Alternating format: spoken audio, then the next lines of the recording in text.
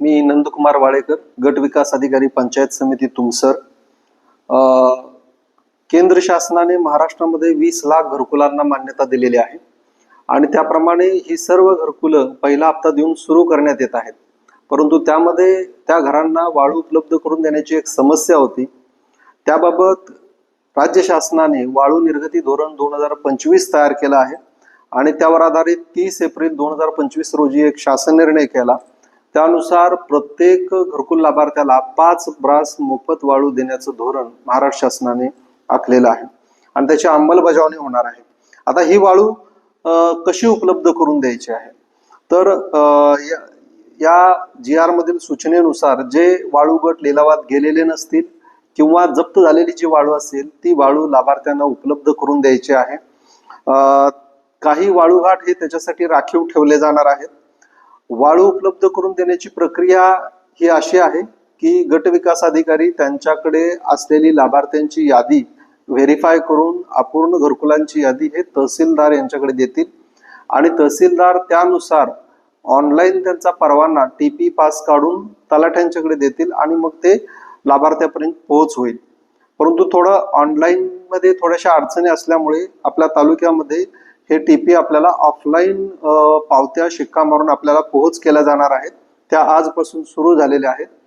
या पावत्या प्राप्त झाल्यानुसार त्यामध्ये नमूद केलेल्या वाळू घाटावरून त्यांनी उचल करायची आहे. तुमसर तालुक्यात एकूण 9 वाळूघाट घरकुलासाठी निश्चित करण्यात आलेले आहेत. ज्या लाभार्थ्याला ज्या गावाला जो वाळूघाट नेमून दिलेला आहे त्या ठिकाणाहून त्यांनी उचल करायची आहे आणि ही उचल करण्याची जबाबदारी ही त्या लाभार्थ्याची आहे. त्याने स्वतः ट्रॅक्टर घेऊन यायचा आहे आणि तो TP पास देऊन त्या ठिकाणची 5 ब्रास वाळू ही त्याने उचलून घ्यायची आहे.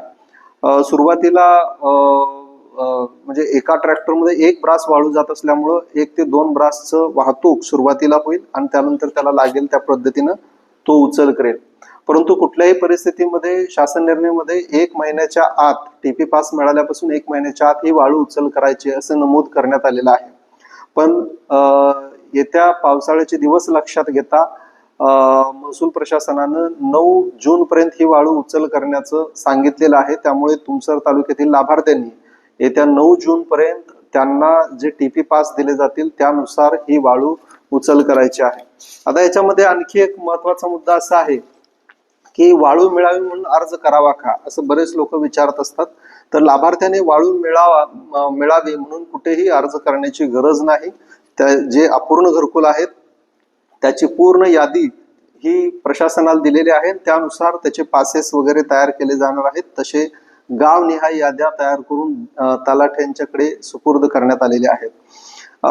त्यामध्ये दुसरी एक महत्वाची सूचना अशी आहे की बऱ्याच लाभार्थ्यांना ही वाळू उपलब्ध झाल्यानंतर ती दुसऱ्या बांधकामासाठी जर त्यांनी दिली तर त्यांना ते कायदेशीर कारवाईस पात्र होतील. त्यामुळे त्यांनी त्याला जी वाळू मिळालेली आहे ती त्यांच्या घर कामासाठीच वापरली पाहिजे. ज्या लाभार्थ्यांनी वाळू उचल केली असेल त्यांच्या घरकुलाच्या बांधकामाचा आढावा सुद्धा मी तालुका स्तरावरून ग्रामीण गृहनिर्माण अभियंते असतील, ग्रामपंचायत अधिकारी असतील यांच्या मार्फत तो घेणार आहे. त्यामुळे जास्तीत जास्त लाभार्थ्यांनी म्हणजे सर्वच लाभार्थ्यांनी आपल्या हिश्श्याची असलेली वाळू उचल वेळेत वाळू उचल करून घरकुल बांधकामास सुरुवात करावी आणि तात्काळ ही घरकुलं पूर्ण करून घ्यावीत अशी प्रशासनातर्फे आपल्याला मी विनंती करत आहे.